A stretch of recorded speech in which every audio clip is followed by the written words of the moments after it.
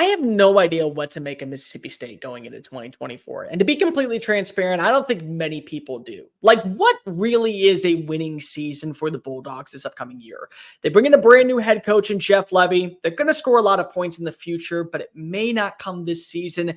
Last year, after the passing of Mike Leach, they go ahead and hold on to Zach Arnett, and they do so mostly because they don't want to lose a ton of players to the portal after a 9-win season.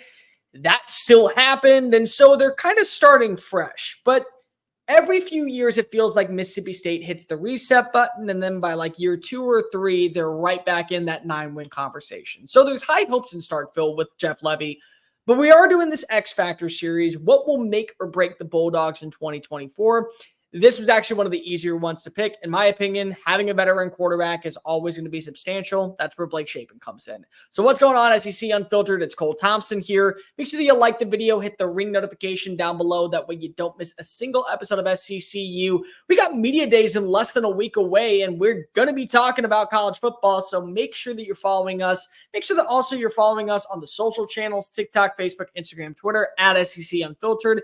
You want to scream and yell at me, I'm at Mr. Cole Thompson on Twitter and on YouTube. Make sure that also you download the podcast version of the show. Leave a 1-star review if you hate this type of content, a 5-star review if you love this type of content. And to keep up with the #1 source for all things SEC, visit SECUnfiltered.com. This episode's brought to you by RHOBACK. Use promo code SECU for 20% off all joggers, polos, hoodies, shorts, much, much more. Promo code SECU at RHOBACK.com. So really, what to make of Mississippi State?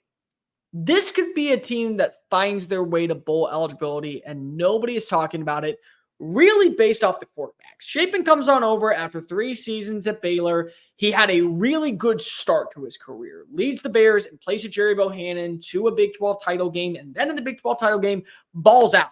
Completes the most passes in a row in Big 12 history. I still think that it hasn't been broken. And he leads the Bears to an upset win over Oklahoma State.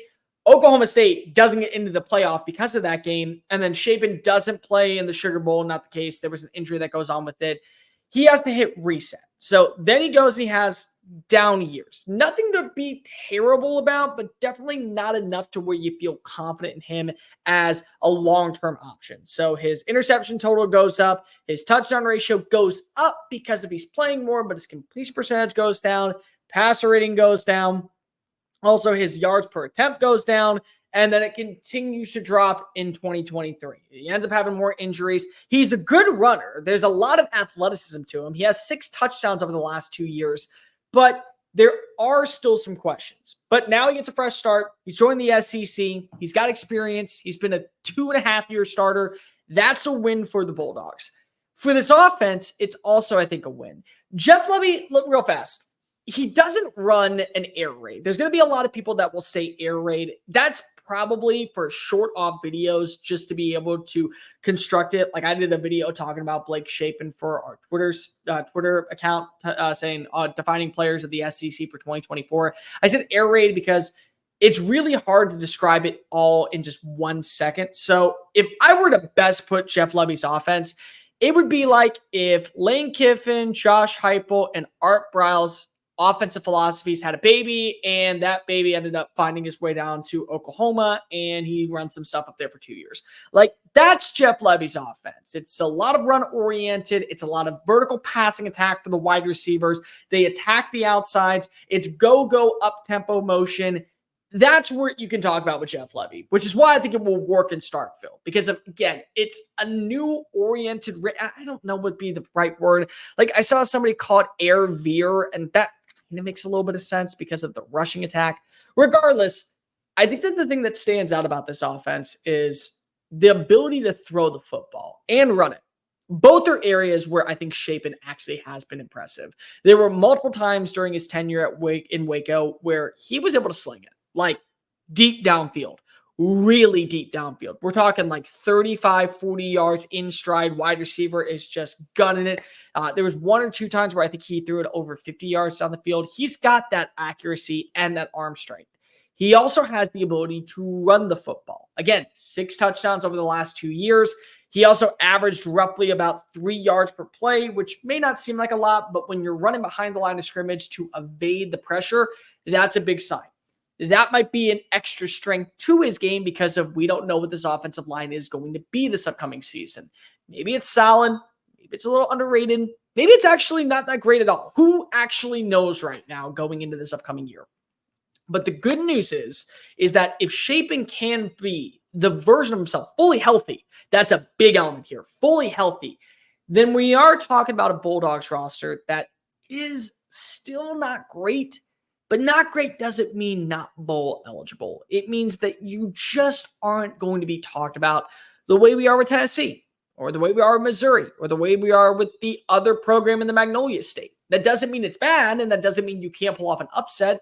Anybody has a bad game in the SEC, you know what that means. Upsets galore. The competition is tougher here than it is in any other conference. So just make sure that you understand that. The veteranship of Shapen, even though he has been known for the injury concerns, is enough to make me confident that if Lebby gets the best version of him out on the field, you are going to see some games that go down to the wire. And maybe that's all you're looking for this year. Stability, continuity, consistency. 3 big words that you need to know about every program going into a coaching change. Build that foundation. Find yourself a good, consistent play. Find yourself a number 1 wide receiver. Find yourself a tight end. Maybe it's one of the guys you just brought in. Who knows? You could say it's potentially the kid out of Buffalo, Justin Ball. Vanderbilt, Justin Ball. You could say maybe it's one of the kids, Cameron Ball, the other tight end from Buffalo. See, I know I was going to come back up there in a minute. Regardless, I think with Shapen, the biggest element to his game has to be the ability to push the ball down the field. If he does that, continues to keep drives alive, keeps momentum going, fourth quarter rolls around, maybe there is a moment where Mississippi State is taking that lead. And Mississippi State is driving. They're gaining that confidence. They got the momentum. And then they go for the dagger. They go for the kill shot. Boom. Walk it on in. Number 2 for 6 points. And there we go. It's a culture shock. I don't think Mississippi State is going to be a great team this year. Just completely being transparent. I think that they might be bowl eligible. I think that they might go 4-8. I think they might go 3-9. Who's to say? What I do know is that there will be several games that will define the season in Starkville based off of the play of Blake Shapen. You get a healthy Shapen. You get the version that actually diced it up against Oklahoma State in Arlington a few years ago. Well, maybe we're talking about 6-6, maybe even 7-5 as like the window ceiling high hopes. If he ends up not having a great year, he's injury prone, and then they got to go to a backup that maybe isn't ready to play. Well, it could just be a learning lesson for Jeff Lebby as he embraces his first year as a head coach. Let me know in the comment section down below. What do you think is the X factor for Mississippi State going into this upcoming season? Make sure that also you hit subscribe and follow down below because we're talking SEC football leading up to week 1 and well throughout the chaotic 2024 season.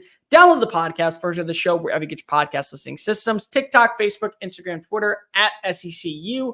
Make sure that also you are downloading the podcast version. Leave a 1-star review or a 5-star review, depending on what you think of the program. And to keep up with the number 1 content, make sure you visit SECUnfiltered.com. I'm Cole Thompson. Until next time, folks. Later.